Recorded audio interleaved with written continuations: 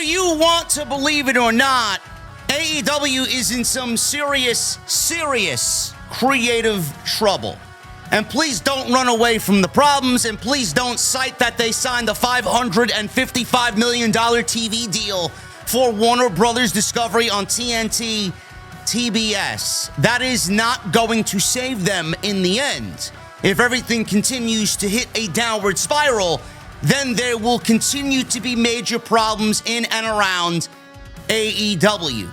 But what if I told you that AEW is undergoing a complete restart and that they're in the midst of a hard reset? Have you seen it? Have you felt it? Well, if you're Jon Moxley, who was just interviewed by the New York Post, Jon Moxley says that a hard reset and a complete restart of AEW has begun. I'm very confused. I don't really understand where this reset began. Let's dive into what Jon Moxley had to say here. During an interview with the New York Post, Jon Moxley discussed his current storyline in AEW and his hopes for the company's future. Moxley says he considers August 28th, 2024, the day he returned from his hip injury, as day zero for AEW. And that AEW has been getting a hard reset and a complete restart ever since. He appears to mean both in storyline and in the backstage environment. Jon Moxley says, and I quote, "I have a dream, a vision, something I can see. I see a world where everyone is successful, where everyone can be successful, where the talents are fostered and their growth is fostered, and talents are set up for success and set up for growth to be whatever it is they can be, where their strengths are brought to the forefront and utilized, and we mine their value out of them and give them the opportunity to be whatever it is they can be." Moxley discussed an incident from earlier this year when a backstage person said something that led him to believe AEW is not doing enough to develop its talent. This individual said, "Well, it's the bottom of the card. It doesn't matter. It's the bottom of the card. It doesn't matter." Can you imagine saying that? Like, you're fucking fired. Yeah, you're fucking fired. Go work at Sunglass Hut. You should be fucking pistol whipped for saying that. Everybody that's at the top was at one time on the bottom. That's how it works. You climb the ladder. You see a lot of frustration and confusion from some of these talents because there is no fucking ladder. They don't know what to do. They're kind of just wandering in the desert. We're going to grab them by the shoulder and we're going to walk them. End quote. I want to stop there before I continue on with this article from the New York Post. Everybody that's on the top was at one time on the bottom. Let me get this straight. You mean to tell me that everybody coming on in to AEW that is not an ex-WWE guy, how do you expect them to work their way up the ladder when it all starts at the top creatively with Tony Khan? The more Tony Khan brings in someone like Jon Moxley, who has a laundry list of a resume from WWE, the more you bring in someone like that, and he has done that with the likes of Adam Cole and Bobby Lashley and Christian Cage and Adam Copeland and everybody else that he seemingly brings on in from WWE, Mercedes Moné, the list goes on and on. Chris Jericho, who still has a prominent TV role in 2024, believe it or not. How do you expect the young talent to work their way up the ladder when it all starts creatively and it all starts with the guy who is signing the paychecks, who doesn't know when to cut it off in bringing in ex-WWE guys? It's easier said than done. If Tony Khan wanted to build from within and Tony Khan wanted to foster young talent and bring everything out of these young talents, he would have started on day one, not day zero. I don't really understand the logic there. You want everybody to work their way up the ladder. How the fuck can they work their way up the ladder when you constantly cut the ladder out from under them every time you bring in an ex-WWE guy? That ladder gets shorter and shorter and shorter. And by the time they actually try and do something, there is no ladder to climb because the ladder is occupied by this WWE guy and that WWE guy, and it just goes down the list. Then you got your AEW originals who have already made a statement. MJF, Will Ospreay, Kenny Omega, Adam Page, Swerve Strickland. Who are we talking about? Who exactly are we talking about? Are we talking about Swerve? Swerve is a once-in-a-million type of guy. You know, you're not going to get someone like that coming on into the company who just completely breaks out because of what he does in the ring and how he carries himself backstage. Not everybody's going to be cut from that same cloth. How many people on that roster are begging, are thirsty for an opportunity, and they can't get one because of the man who's in charge, who doesn't know how to manage these individuals? It all starts with Tony Khan. Moxley continued to say that it's not time for AEW to celebrate, despite recently signing a new media rights agreement with Warner Brothers Discovery. Instead, Moxley says signing the deal is only an opportunity for the company. Why don't you tell Tony Khan that? Because the way I feel from an avid viewer in myself, who's been watching since day one, I feel like with this TV deal, all this money that they're supposedly getting, they got their money and they suckered Zaslav out of that money, and now they can coast because the work has been done and they feel that no further work needs to be done because they got what they wanted. They are getting lazy, and this is the same thing I said about Vince McMahon. When Vince McMahon signed the last USA Network, NBC Universal deal, and the Fox Sports deal, and the Saudi deal, most of WWE's revenue was coming from those three sources. They didn't give a shit about what was going on. If Fox is paying $2 billion and NBCU is paying $1.5 billion and the Saudis are giving them $500,000 per fucking show, do you think that someone is going to want to work after getting all that money for basically doing nothing? They didn't want to work. Tony Khan is not, and I repeat this, has not put in the work since this TV deal extension has been announced. The shows have gotten worse. The creative has gotten worse. The creative has gotten more nonsensical than any other point in their entire existence in the last 3 months. Prove me wrong. There's nobody out there that can prove me wrong. He continued, by signing this deal, we made a commitment to do something, to attempt something, to create something, to be successful at something.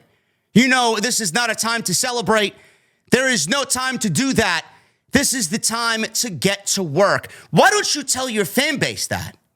Everybody was ranting and raving and celebrating like they won the fucking World Series. We got a $555 million deal, man. Let's celebrate. The Challenger brand has got it, man. We did it. There's no time to celebrate. Your mentality should be, all right, we got $555 million in this TV deal over the next 3 or 4 years. How do we get that to closer to $1 billion? What type of work do we got to do? What type of product, what type of TV show do we need to put on? How do we get better from where we are so we can take $555 million and make it into $1 billion? That's what I'm thinking about. Is Tony Khan thinking about that? Why would Tony Khan thinking about adding another $1 billion through AEW when the family is worth $9 fucking billion? He don't give a fuck. It's a vanity project. This is his childhood, boyhood dream come true, Tony Khan. He wanted to be a pro wrestling promoter. And now he's managing one of the largest rosters in the history of the business, one of the most talented rosters in the history of the business. And he gets to go home to whoever he goes home to. And he sits down at the dinner table and he says, look at what I have. I have all these pro wrestlers on my roster. I'm so happy. I'm like a little kid in a candy store, just like I did with my pops back in the day. What are we going to do with this opportunity, says Jon Moxley. That's what I'm worried about. There's been a lot of kind of in the previous AEW, in the past, There's been a lot of sitting around celebrating, just treating it like this stuff just happens. Like, oh, it's just success. Just, shit happens, and this is the way it's supposed to be, and it's not going to go anywhere. Like, this can all go away tomorrow. You don't think that Warner Brothers Discovery can say, all right, man, we're going to pull the plug on AEW. What happens if David Zaslav gets the axe and someone gets in there that doesn't like pro wrestling and wants pro wrestling off of Warner Brothers Discovery? Do you think that AEW is going to survive that doomsday scenario? I don't know. I don't want to venture down that path if that day does come. He says he's already starting to see the changes backstage.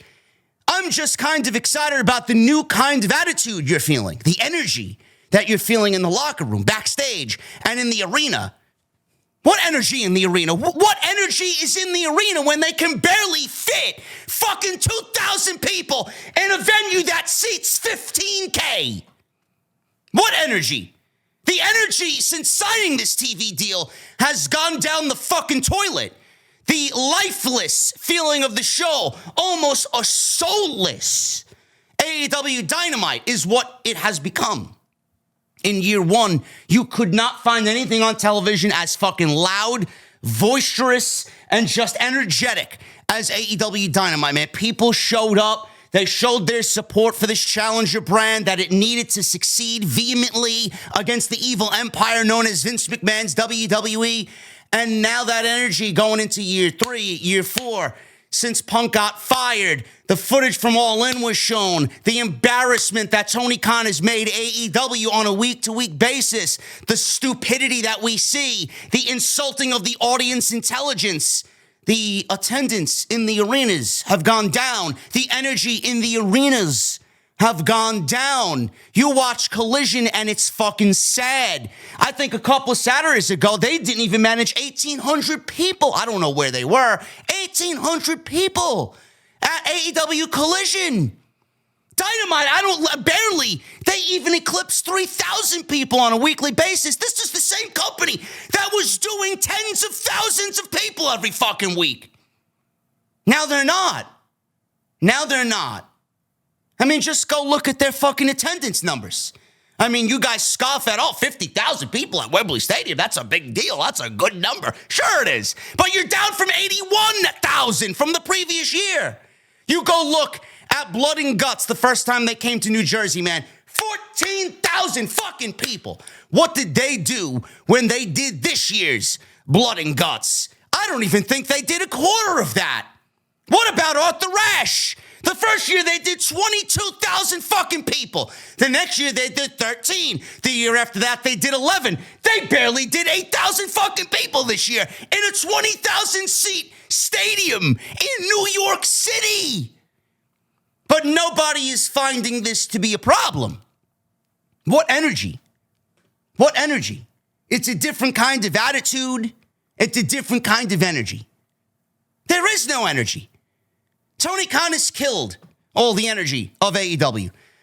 Moxley is advertised to seize the Superstation, TBS, on Dynamite this week, whatever the fuck that means.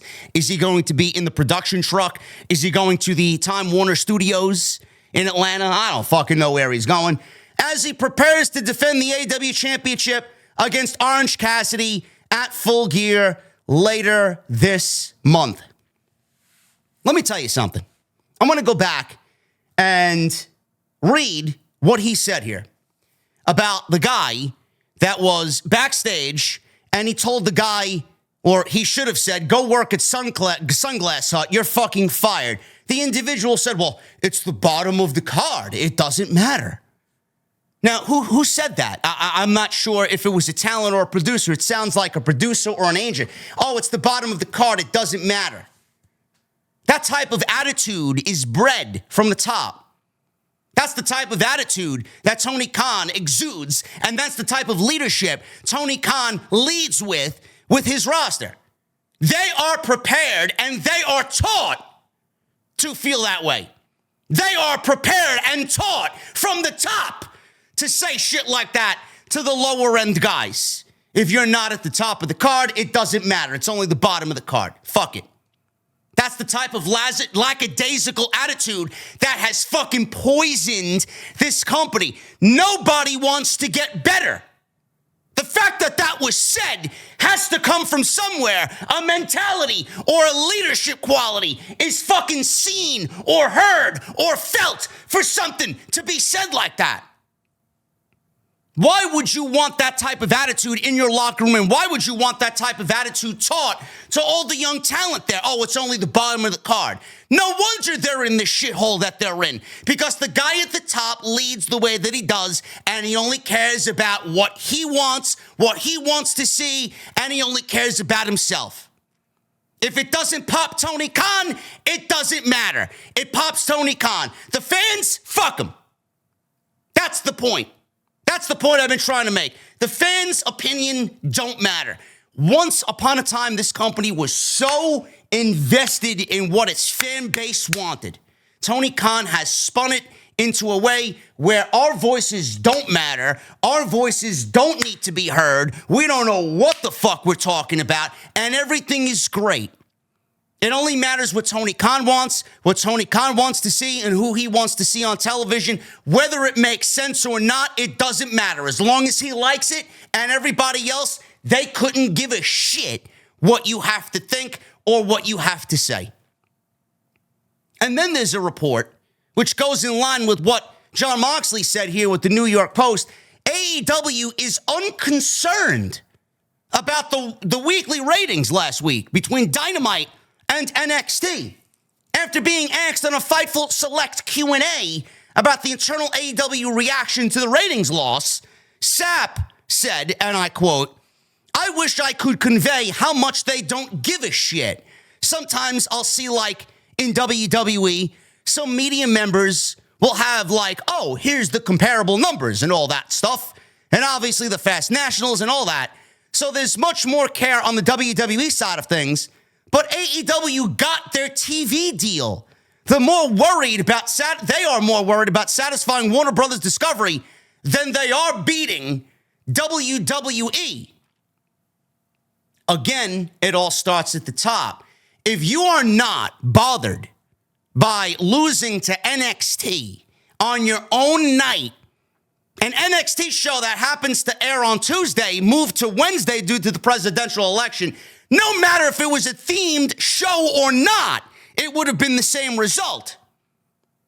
The fact of the matter is, they are not bothered by losing to a fucking shell of its former self NXT show, drawing one of the lowest ratings in the history of 5 years of AEW Dynamite. You're not bothered by that? Sapp makes it sound like it's not a big deal, which he's wrong in that line of questioning and that line of answer in his own right. That is the wrong way to go. I wish I could convey how much they don't give a shit. They should give a fucking shit. They should. They lost to WWE's developmental system. This roster that is nearing what? 120 million in payroll lost to WWE's developmental system. And you don't find that to be a fucking problem? You should be ashamed of yourself. Now, people there are not going to say, hey, man, we fucked up. Everything's great. They want you to think everything is great. Nothing is wrong, because these people will never admit that they are wrong, ever. It's always, everything's great. They want, and they have created their own bubble where they block out all the negativity, no matter how many people are saying it, and no matter how many times we are proven right. They want to block it all out. No, you can't say that. No, I don't give a shit. You're wrong. Tony Khan, he's right. Everything's great. That's exactly the mentality that they have portrayed. And everything right now could not be any worse. What exactly has changed? Where has the reset come in creatively? Where? Ever since All In, which was a fantastic show, great main event, 4 storylines that played out from 4 major matches that were really, really good. And then they even built some of that going into All Out, which again was a tremendous show. But after All Out, everything went downhill. All In, All Out, Grand Slam, which gave us Nigel McGuinness and Bryan Danielson. Where exactly did we get change or a reset there? That was just Tony jerking off to a dream match that he can go out there and claim, hey, listen, I did it. There you go, man. I did Danielson and Nigel McGuinness as Bryan retired this year, right? And then after that, we go into Wrestle Dream, which is one of the worst creative shows that AEW's put on all year. No hype, no emotion, no story going into half the card. Ricochet comes on in. They give Will Ospreay and Ricochet away on the 5-year anniversary show of Dynamite in the same month where Wrestle Dream took place. What exactly has changed? If AEW was changed, then we would have gotten Ricochet and Will Ospreay building to a first match on a bigger stage with legitimate story instead of busting your load in 4 weeks. And now Ricochet, Will Ospreay, when it happens again, is not going to be as big of a deal because you already blew through it in 4 weeks. What about this Moxley storyline, the Death Rider storyline, taking over AEW? Where exactly is the change there?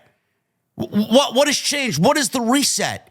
You want me to forget what you did in April where you pile drive Tony Khan with the Elite, sending him to the hospital in a neck brace, showing up at the NFL draft. You want me to forget about all that you did there?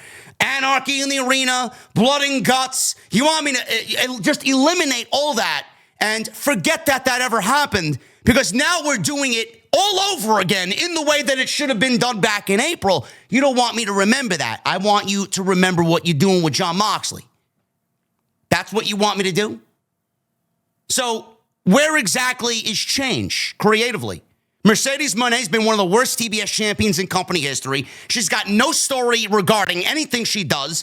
They feuded her with fucking Willow, which was probably the best thing that she's done in this entire company. Now she's feuding with Statlander. She feuded with Sheeta. Statlander didn't even get an opportunity to tell us why she turned babyface. AEW couldn't even be bothered to take someone who could have been very great as a heel, and then you turned her into a babyface and now lessen the significance of her character in doing so. Why did she turn babyface? Why did she drop Stokely Hathaway? None of this was explained. Now you got her feuding going into the show with Chris Statlander, the upcoming pay-per-view Full Gear with Chris Statlander, and there's nothing there. It's legitimately just another match that means absolutely nothing in the grand scheme of AEW women's matches. The entire division is shit. You bring in Jennifer Pepperman, no significant change has been made, and Mariah May, as the leader of this division, has been one of the worst AEW women's champions in company history. No story, no impact on the division, and I don't know what the fuck she's done where you can sit there and claim she's a great champion. She's done nothing of note. Completely wasted is Mariah May. Only for Mina Shirakawa to come back and Toni Storm to come back, and then they'll rest in their laurels and push Toni Storm once again because that's the only fucking thing that they knew how to do in the entirety of 5 years of women's wrestling in AEW. Tag team division is in shambles. It's nowhere near where it was back in year 1 and year 2. We were gloating that they had the best tag team division in the history of AEW, in the history of pro wrestling. Now look at them. Now Private Party is your tag team champions. You played out a storyline that should have been something years in the making. You played it out in 3 weeks. Now they're the tag team champions and have no fucking impact on a division or no impact on tag team wrestling to begin with because you booked them like fucking losers for 5 years. Yeah, you want me to sit there and just accept all this. You want me to sit there and accept it. TNT title is owned by Jack Perry. Absolutely a non-factor. Danny Garcia is going to win that title. He's going to be a non-factor. You got fucking Takeshita, who they finally fucking put a belt on. It's been years in the making. What is he going to do with the International Championship? If he doesn't win the Continental Classic, I don't know what the fuck we're doing here. MJF's been a non-factor. Adam Cole's a non-factor.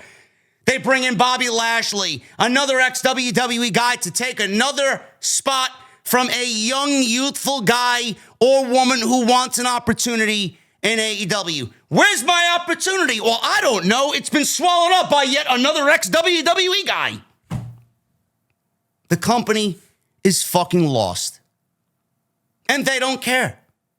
Tony Khan doesn't care. Tony Khan will never care. This is his personal playpen. This is his personal toy chest. He's in his room playing with all his favorite toys every Wednesday and every Friday and every Saturday, and he doesn't give a single shit about what you, me, or anybody has to say. This is why we need to continue to put the pressure with the boot on the back of the neck and really give them a very hard time about what they are doing wrong. That doesn't mean we can't call out when they're doing good, but the bad is now overweighing and outweighing the good. And we need to keep up the pressure, otherwise nothing will change, and they need to know exactly what they're doing wrong. This Jon Moxley interview was a complete farce. Jon Moxley wants to come off as this big, rough, and tough guy. Meanwhile, there's a lot of inconsistencies and a lot of falsities in this New York Post interview. What exactly has changed? What exactly has been reset? You said the reset happened on August 28th. The fucking company's gotten worse since August 28th. Where exactly is the reset? Do you genuinely think this Death Rider storyline is going to reset AEW the way that it needs to be? Who are we resetting it to? Where are we resetting it to? The Bucks? The Elite? Kenny Omega? Yes, please make a mockery of what you did back in April, and please convolute it even further to a point where you drive more and more fans away from your dying creative product.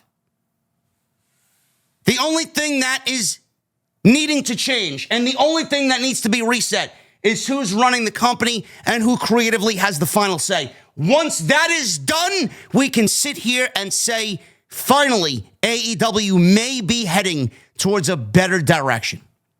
If that doesn't change, this hard reset, day zero, all this other bullshit, completely restarting, it is all utter nonsense and garbage. Nothing will change as long as that man is in charge. Thank you guys very much for all of your support. If you guys did enjoy today's video, please please sound off in the comment section below and let me know what you think down in the comments about everything that Jon Moxley said. If you did enjoy it, also hit that thumbs up. Let's try for 1,000 likes today on OTS. And I will be live tonight with Jesse for AEW Dynamite on Off the Script. Make sure you guys go check out all the other great content on the channel. There's plenty of it. And like I said, I will be live after Dynamite tonight with Jesse right here on OTS. We'll see you guys later.